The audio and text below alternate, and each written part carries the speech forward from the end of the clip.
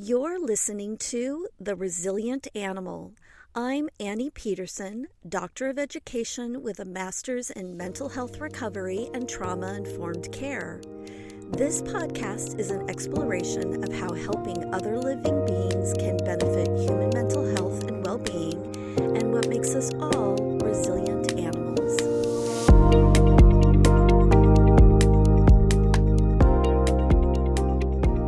Welcome, everybody, to The Resilient Animal. This is Annie Peterson, and today my guest is somebody I actually just met at a recent ISAS conference. So it's the International Society of Anthrozoology. We met in Canada, even though neither one of us live in Canada. This is Michele Whitney, and she is a newly minted PhD extraordinaire. And I was just really fascinated with what Michele was sharing with me during this conference. So welcome, Michele, and thank you so much for joining me today. Thank you, Annie, for having me. I am really happy to have met you and really happy to be here. Yeah, great. So what I want to start with is, so Michele and I and another group of I love smart people. I love people. They don't have to be smart, but this was just such a nice group of smart women. And we ran into a little pub in Saskatoon, Saskatchewan, and we survived was it a tornado or a hurricane? I can't remember. It was a downpour. It was a downpour. It went from kind of muggy to torrential to sunny. Yeah. And so when we were hunkered down in this pub, we just started to share with each other what we do and what our research was. And so, Michele, do you mind sharing with our audience what you told us while we were in survival mode? Of course. Yes, it was an interesting time. We were, like you said, just kind of sitting around, and all of a sudden it started raining and thundering and lightning and doing all of the things, and then all of a sudden the sun was out again. So that was great. But thank you so much for giving me the opportunity.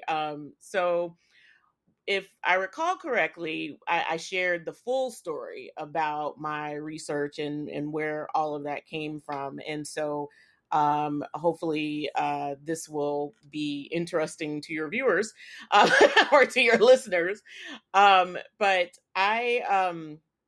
I started working on a PhD in human services probably back in 2006 or 2007. And it came from more of a situation where I I was kind of addicted to achievement. And so it was kind of like, okay, I'll be happy when I get a master's degree. I'll be happy when I get a doctorate. And so I think we've all I was so excited when I got my bachelor's, and I was like, that's it. That's it. That's two master's degree and a doctorate later. Anyway, go ahead. I think we can relate. And I just so happened to be what I consider a first generation college student, professional, everything else. So, there's a lot of things that go into that, probably for another podcast. But what at the time, I didn't really know what a PhD really involved. I just knew that when it was done, I would have I would be Dr. Michele Whitney. And the journey took me to the human animal bond. And so the way that happened was that obviously you have to pick a topic to write about. And during that period of time, I had also adopted a cat named Samson. And Samson was a black and white cat. I adopted him at about 7 months, and I adopted him in a way that wasn't really like going to a shelter and adopting. Somebody was getting ready to dump him because he wasn't working out for their household. And I just was like, I'll just take him in.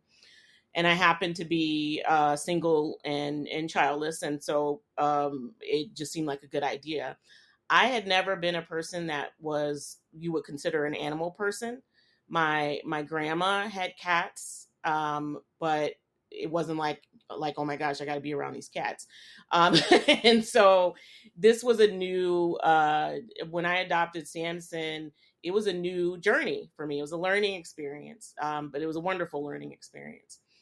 And one of the things that really fascinated me about that experience or my relationship with Samson was that there was a relationship, number one, and number two, just how a person who had not been a quote unquote animal person could have this love for this animal to the extent that this was my son.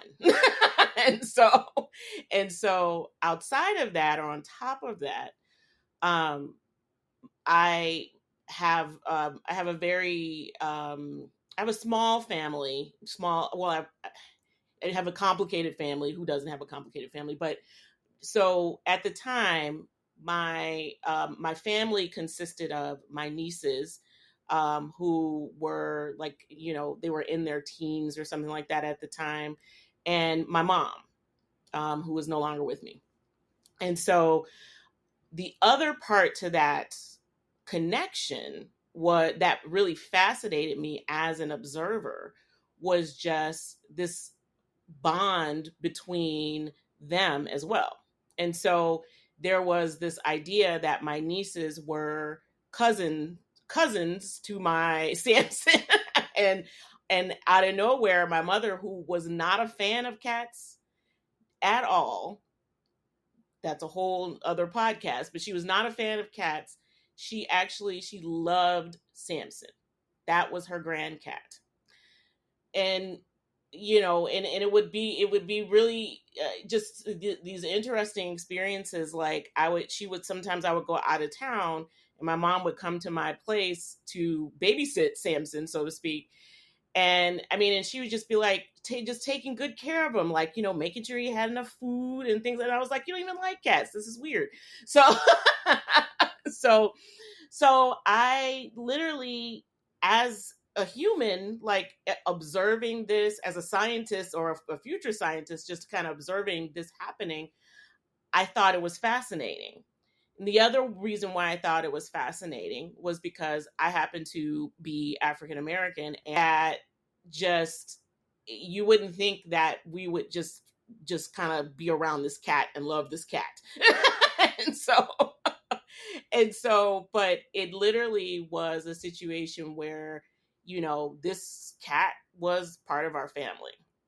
And so because I was so fascinated with this bond, and also the bond from a cultural standpoint, I decided to write about the human animal bond. I didn't really know that that was a thing, but I wanted to write about the human animal bond. And so, as any good dissertation mentor would say, why does it matter? and so, yeah, so I got to the point where I was like, okay, so why am I writing about this? What does this have to do with the human services, et cetera, et cetera? And I got to the point where I did have a purpose behind why I was writing. I was literally at that point, I was focusing in on the human animal bond as it related to single childless adults, and understanding how people experience the human animal bond through looking at the literature. This was probably back in 2008, 2007, somewhere around there. Through looking at the literature, there were a few things that I noticed. The one thing that I noticed was that when I looked at the literature, a lot of the literature had samples that were majority white women. And it was hard for me to see myself in that research because, again, looking for representation is really important when you're a person of color in any place that you're looking. And so I noticed that is one thing.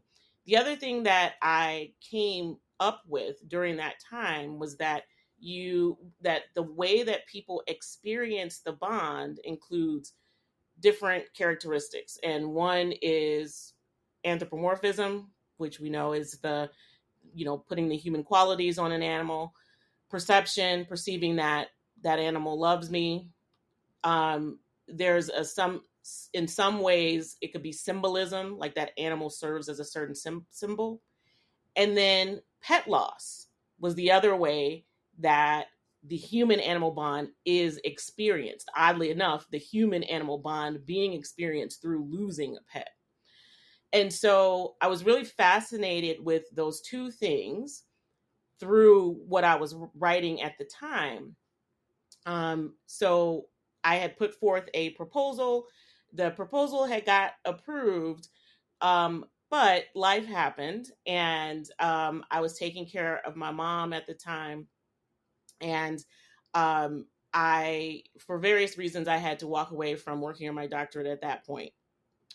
My mom passed away in 2016, and but I still had Samson, and then in 2020, I unfortunately had to put Samson down. He got sick, and I had to make the decision to put him down. And so 2020, of course, that's when the world exploded, and and all of that occurred. And so there are a lot of things going on that really forced me into reflection.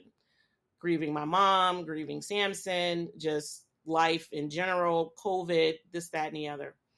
And so a family friend had reminded me that I had been working on a doctorate, and I decided that it was still something that I wanted to work on, and I began working on it again around 2021. And so literally thinking in terms of ISAZ or ISAZ is what I think people call it now, or call it. I had been to ISAZ probably back in whenever it was in Chicago. I think it was in 2013 or something like that. And noticed then in that space that that I was the only person of color that I had seen at that conference. And that was really, paying attention to this kind of work. And I was curious then, again, thinking in terms of the literature that I had seen, that experience, why were there not more people of color? Like, was there some issue with animals? I didn't understand what was going on. It was just something in the back of my mind. So fast forward to 2021, where at one of the ISAS conferences was on, I don't remember which one, what number this was, but it was online. So it was a virtual conference. And there were, at this point, it was 2021. So COVID had shifted up and shifted down, shifted up, we were still going through it, but there was research that was coming out about COVID. And so there was research that was presented at that particular conference. I reconnected with ISAS. And there was research that was that was presented at that particular conference, that had a lot of things that were reflecting the experience through COVID when it came to the human animal bond, but the samples were still very homogeneously white and female. And while that it was great research, and there is definitely truth in that research, again, I was saying to myself, why is this occurring? Why are we not seeing more of people of color in this space? And so that's when I began to reflect again on what my topic was going to be for my dissertation. And so, and the other part to that was just kind of like thinking, some of the presentations that were happening at ISAS, again, they were great presentations. The problem was that people were just like, yeah, the sample was, it was, a 95% white females, and that's a limitation, and just kept it moving. And so I wanted to be like, stop. That's kind of like the foundation of where we're at today. Michelle, this is why I wanted you on the resilient animal, because you are so fascinating. So Oh, not only are what you're doing is just interesting, but the thing is, you're coming at it from a perspective that I have not experienced, and Mm-hmm. I would venture to say the majority of the listeners have not Yeah. experienced. Yeah. And so, animal people Mm-hmm. deal with the whole, animals, however, your pets are family, Mm-hmm. and having to deal with that grief process, and getting people to understand what that's about. Um, when I first started working with animal people, Mm-hmm. they were happy with animals. I never wanted children. That was Yeah. never something I ever Yeah. wanted. Yeah. And it was great to meet those group of people. But again, Mm-hmm. we're not coming at this, you find your people, Mm-hmm. but we then there's that additional layer Mm-hmm. of being a person of color. Yeah. And so again, that is not something that I have experienced. That is not something that again, my listeners Yeah. probably, most of them probably have not experienced. Yeah, absolutely. So, and it all kind of interweaves. So, so, um, so I'm trying to determine, or I'm trying to decide a topic of interest for this round of working on a PhD. And I don't suggest people try to do it twice like I did, but it is what it is. So again, thinking in terms of I'm seeing life through a new lens now. I'm still seeing it through the lens of being a woman of color. However, I'm seeing it through the lens of losing Samson, losing my mom, and COVID. So as I was reflecting on what I wanted to focus on when it came to my PhD, I knew I still wanted to write about the human animal bond, but I still had in the back of my mind, why does this matter? Right. And so that's why, number one, I decided to write about pet loss. And number two, I decided to make the target population the population that I self identify with, which is African Americans in the United States. And so um, at the time, there were a few things that I was like, is this actually going to be something that, the university is going to go for? Because number one, I self identify as African American. And number two, I have experienced the phenomenon of losing a pet. And I was really lucky to have support from the very beginning, and was able to do, all of the things that you do when a researcher, brackets your experience and this, that, and the other, and things like that. So I was able to, move forward with that project. But what, again, there were just a lot of things that were really um, kind of bothersome for me, as I was developing the project, as I was, before I was actually developing the project. Um, I talked about, the experience at ICE has, but one of the things that was really interesting was during the time of COVID, the United States all of a sudden came out with this whole thing about people disparities in the African American community, because we were losing people at these horrendous rates when it came to health. And the reason why I say all of a sudden came out, because those of us who are in the community know that these disparities exist, but it literally all of a sudden it was on the news, and it was on CDC, and it was on these other things, right? Yeah, and and it's so interesting because you hear about it, but then Mm-hmm. that's kind of as far as it goes. Yeah, exactly. It doesn't really go much further. Right, right. So as we were all on lockdown, the other thing, or the other part to that, was this whole, I saw on Good Morning America, pet ownership. That's the thing. Like, dogs and this, that, and the other, you got to have a dog. Even myself, I put Samson down probably January 2020. And I was very fortunate to have the experience to adopt my Tina and Joe literally like February 2020. And so I was very fortunate to be able to step into pet ownership again, because I would have been a crazy lunatic if I had not had something to take care of while being on lockdown. So what I'm getting at is that it didn't, to me, there was a couple of things that weren't really making sense. If the African American community had all of these issues as far as disparities because of health, we were losing people. And again, and I'll talk about this some more as well. We already have what is known as a disproportionate level of grief because of historical trauma, because of systemic issues, because of other things. And then now we've got COVID that has added everything on top of it. How are we painting this beautiful picture of pet ownership?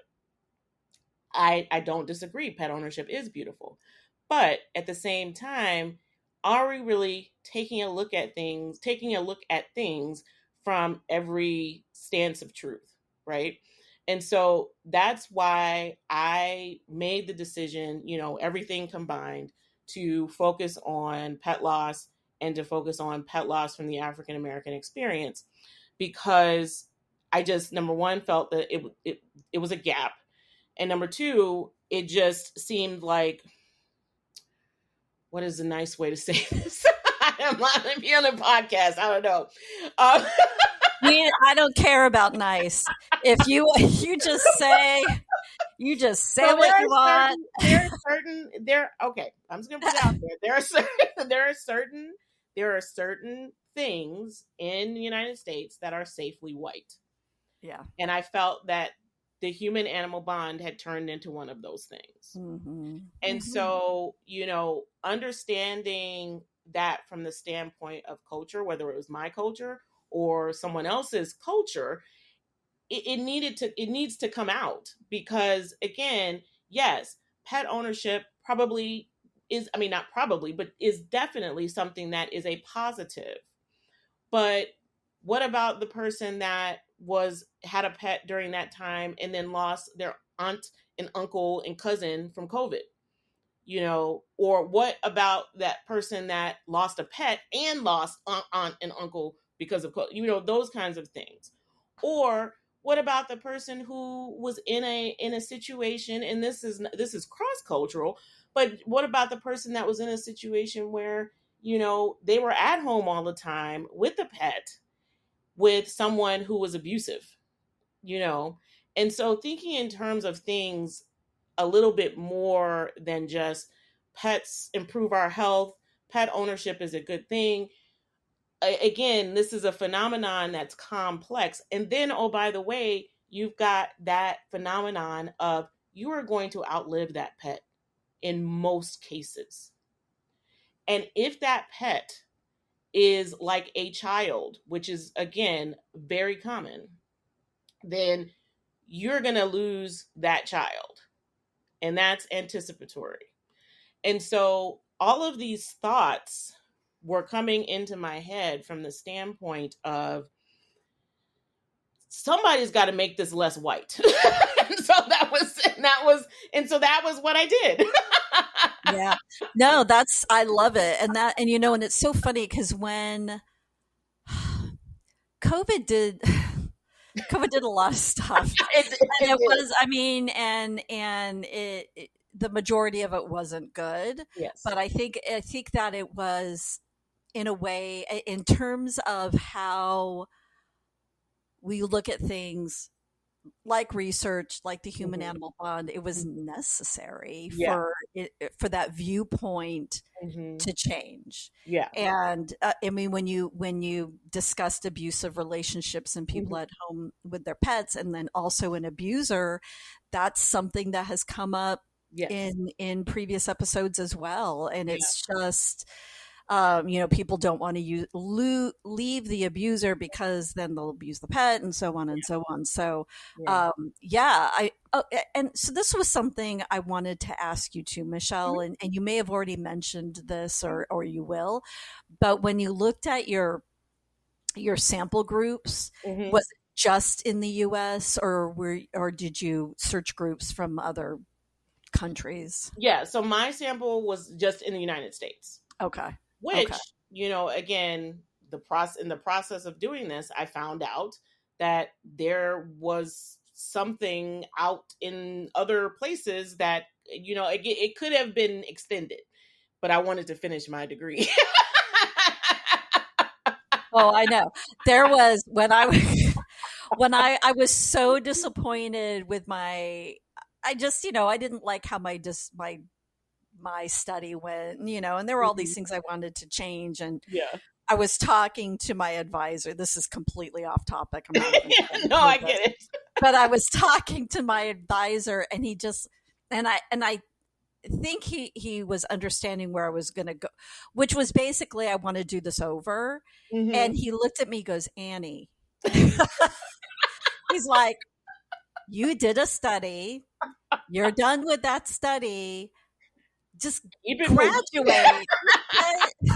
He's like, what the frick are you doing? Just write it up and get out. Yeah, What are you and so talking that you about? can do that additional research once you Right. got the doctorate. Yes, Like, do absolutely. that So, yeah, later. Just yeah, just yeah. you're So that done. was the reason why I kept it with the United States because, and here's another interesting fact about all of this is that there's little population based data in the United States about, and I don't know about in other countries if that is the same thing, but about ethnicity and pet ownership.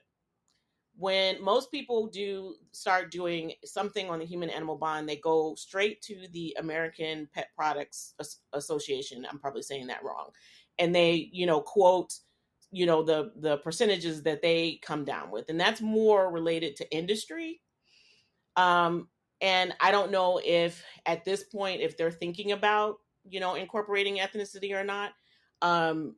Even I love the Human Animal Bond Research Institute, but I don't see a lot of things that come from that particular organization that have a lot to do with, or that literally those just basic statistics. So again, thinking in terms of how I was fascinated in my own family about the human animal bond, and then how it just seemed to be a very safely white type of discipline. I didn't know if I was going to be able to get people. So I was literally just like so again, the fact that not only did I get people, I also got people who were interested outside of the United States. It was really powerful, really powerful. So yes, I kept it within the United States, but there was talk about some interest outside of the United States as well. And so back to generationally growing up, my parents were, dogs don't live in the house, they live in the Mm. backyard. And Hmm. Hmm. and it's all about feeding, or all about teaching your children to take care of them, which Hmm. really is not all that appropriate, Yeah. because little kids aren't going to know how Right. to take care of a dog besides, Yes. this is the bowl and you pour food in Yeah. it. Right. That's it. And then it's not always great. Yeah. um, and then my mom, the older she gets, the more animals she wants, and they all live in the house, and I'm like, Mom, what, What happened? what happened? Guy. Anyway, but so do you mind talking a little bit about your experiences with animals growing up, Sure. and then, yeah, just Yeah, your perspective. absolutely. So growing up outside of the zoo, I really didn't have too many experiences other than, again, my grandmother had cats. And I didn't know at the time that she was kind of sparking my love for cats, on the down low. And so my grandma, my most fond memories of my grandma are visiting her. She lived I lived in Chicago. She lived in Michigan, in a little small town, and she had a trailer. And she had a couple of cats that I remember in her lifetime. And there was this one I just remember very clearly because I was terrified because the cat had caught a mouse, and and the cat, it was literally in the hall with the mouse, and was just like, and the mouse was popping up and then he would go in and pounce, and then it would pop up again, and he would go in and pounce. And so I don't know if you're gonna put any of my laugh on this podcast, but so my grandmother, I I had totally am leaving your laughing. my I love grandmother it. my grandmother is the originator of my laugh. So Yeah. I inherited my laugh from her. And all I know is that while this cat was doing this thing with this mouse, she was just laughing, and I was Oh horrified. God, yeah. I would be too. What the heck? So I was just horrified. Yeah. And so then I would probably say, outside of that, when I was maybe 5 years old, my parents got me a, a goldfish tank, which now we know, not a tank, just a bowl, which now we know is ridiculous. And I swear, I just remember I remember the goldfish. I don't know if I had more than one or if it was just one, but I just remember I named him Charlie. And so I had the opportunity to kind of do it over when I became an adult. I did end up having a goldfish that I had for quite some time, that got really big, and he I had him during the time I had Samson, which was kind of fun, but but he got very big and lasted quite a long time, and so I really didn't have that much experience with animals outside of, again, being a horrified observer of my grandma and her cats. Just thinking in terms of the goldfish. I mean, like, anybody now that still gets a goldfish and puts it in a little bowl, you need to be arrested, because we know that you at least need 20 gallons in order for one goldfish to have life. So again, stuff like that, we're going to be the keepers of these animals. We need to know these things. And there it's a lot of stuff that, it's not just about us. And that's something that actually came out of my research. It's not just about the animals giving us the experience, it's about us giving them the experience. And so that is, again, part of a whole nother podcast. But so yeah, so that was literally, I would say, the extent of my experience with animals. I have always navigated towards being single more than coupled. I am not. It's not that I don't believe in marriage. I'm just not a believer in it when it comes to me. And so, and so I was never, a person that really wanted kids. I had my nieces, so that was, it just seemed like, as I was kind of, figuring out what my life path was going to be, it seemed like giving love to a cat just made sense. Um, and when I first came to that conclusion, I was living in an apartment, and that's another issue. I was living in an apartment that was not pet friendly. And so, um, if I was going to adopt a cat from a shelter at that time, I would have had to have lied in order to make sure that, they contacted somebody that said that I could have cats, because I was not allowed to have cats at the time. Um, Fast forward to when I adopted Samson, I was living in an apartment that I could have cats. And like I said, I didn't really adopt him in a traditional way, like going to a shelter. There was somebody at my job who was just like, this cat is not getting along with my boyfriend or something like that. I'm going to dump him. And I'm like, don't dump him. I'm like, I'm like, just bring him to me. And literally, I mean, it was one of those things. I feel like me and Samson grew up together. I mean, I got Samson when I was in my 20s, right? And so, Lord help me, just being in my 20s. But I didn't know, again, outside of what I had seen with grandma, I had no idea how to take care of this cat, other than like feeding him, of course, the litter box, those kind of water, those kind of things. Of course, I knew, but I'll share this story. I I remember one of the things that drove me nuts. He was a 7-month-old cat. So again, even 7-year-old cats, they get the zoomies. And so one of the things I was not used to taking care of a cat was the fact that they would just be up at night, right? And so So what would I do? I would, Yeah, that's what I heard about cat rodeos. I was like, what's a cat rodeo? And yeah, that's what it is. that's what it is. And I'm like, I gotta go to sleep because I gotta go to work in the morning. What are we doing? So sometimes I would lock him out of my bedroom because if not, either he'd be biting my toes or he'd be knocking stuff off of the dresser and this, that, and the other. Okay, really just stepped into it. I just became this totally different human. Like, I mean, Samson and I would sit around and watch Animal Planet, and, and like literally, it was just. I mean, Samson became. I think I said Samson became my mom's grand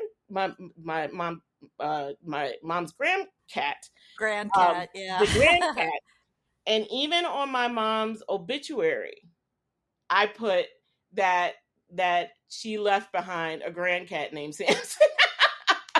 Yeah. Oh, she probably loved And that. so yeah, so that was, again, so like I said, Samson and I literally grew up together. Yeah. And I learned more about, again, how to better take care of him as the years went by, thinking in terms of like the zoomies and things like that, and the things that he would need, especially as he became a senior cat. And there was a period of time that, as I talked about how I took care of my mom, Samson and I moved back home with my mom. And again, that's where, again, that bond like really just kind of kicked up a notch, because, you know, there had never been a cat in my mom's home, but she said yes, bring Samson. And again, that was about 7 years of our life that we took care of mom. And when mom died, I feel like Samson felt that too. um yeah, so Yeah, absolutely agree. I'm sure, you know, I'm yeah. sure Samson did. When my stepdad was in hospice and Hmm. he had cancer, and my mom was, very concerned because there were dogs and a couple of cats, and he had a port and the whole Hmm. thing, and his bed was set up in the living area because Mm. we didn't want him isolated Yeah. and all of that. But hospice was like, do what's reasonable, and if Hmm. having the animals on and around him Hmm. is what gives him comfort, Yeah. then do that. Mhm. And it really did. It really, I think it really helped that transition, Yeah. for You know, him. what's interesting is that, we had a similar setup in my mom's last year of life. She was bedridden and she was in the living room. And, a lot of people talk about how dogs have saved people's lives. And that there is a particular story where my mom was on oxygen. And so Samson was like, one morning, he was crazier than usual. So crazier than usual, like jumping up and just trying to get my attention, and it's just early in the morning. And it turned out that, you know how when you have oxygen tanks and you've got like the, what do you call it, the plastic, I can't think of what it's called, but the thing that gives the oxygen to the nose. Just the tube that Yeah, goes the from the tube like okay. thing, it had like done something where the oxygen was not flowing Oh, to my mom. And so I feel like that was the reason why he kept, because I kept saying, what is the problem? What is the problem? And yeah, finally I got up and I was like, oh my gosh, she's not getting her yeah, oxygen. yeah, So yeah, yeah, so they had, this just it was just a really, um it was an interesting phenomenon when it came to my mom and Samson, because like I said, my mom hated cats but she loved Samson. and yeah, and and she loved me, I guess. So yeah. that, That helped. when I made the decision to put Samson down, and he died, I'd always thought that I would never get another cat. Like I thought that was like that was my soulmate. Like, literally, that was it, and I'll move on with life like that. I'm not, again, because I didn't grow up with animals. That wasn't a thing. Literally, kind of how it was with Samson and I, as far as like it was him and I against the world, and then I thought that was going to be it. So much so that in the week after he passed, I literally came home and I got rid of all of his stuff. That was part of the grieving process for me, being angry. And I literally was like, I'm throwing away litter boxes. I'm like throwing away, all kinds of things. And but ultimately I went to a cat adoption event and the rest is history. But literally, No, isn't that interesting? Because it's really cathartic in a yeah. way but when you lose an animal, I mean, because I don't think I did that with my rabbit, but the Hmm. one dog I've had as an adult, Hmm. I did that. I was like, I'm done. I mean, it was just so Yeah. cathartic to Yeah. me Yeah. to yeah, and because you're Hmm. angry, you're like, Yeah. God, I'm Yeah. really pissed off about this situation, Yeah. and Yeah. it's just really it's such a process just to kind of Yeah. just make those things go away. Yeah. And I don't want to say get rid of because Yeah. you're not, but it Well, really and is that. hold that thought. Let me share with you Hmm. the second thing that came up for me when you were sharing before, and that is this word personality. So, a lot of what came up out of my research um, was about pets and personality. And of course, we have this concept called anthropomorphism. Things like that would come up from the people that I talked to, and that's part of what made things so challenging, is that it wasn't necessarily just that I am putting human qualities, it's that I've given this animal a personality. And so that literally is something that, really came up. The reason why I said hold the thought about getting rid of stuff is because one of the things that's really interesting when you look at grief literature, or you look at pet loss literature, there's a concept that's called continuing bonds. And so there's an idea that continuing bonds, whether that is in the form of pictures, looking at pictures, uh, keeping things, in the cases of pets, keeping the pets' things, keeping the ashes, things like that. Those are things that help the person do that grief work that's necessary to move, keep it moving, not move on, but keep it moving.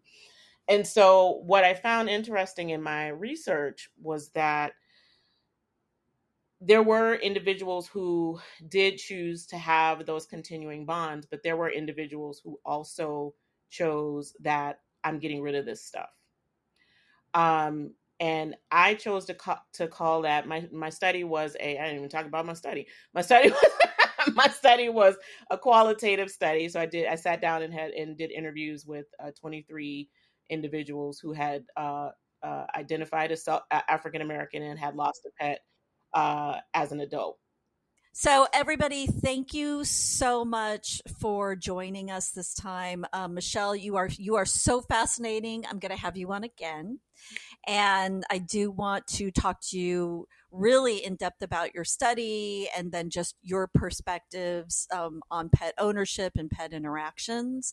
And I'm going to take that back, not just pet ownership and pet interactions, but just experiences with animals in general. Just want to talk to you more about that. So thank you so much, everybody. Thank you so much, Dr. Whitney. And I know, really. Who's that? And please join us again on our next episode of The Resilient Animal. Thank you so much.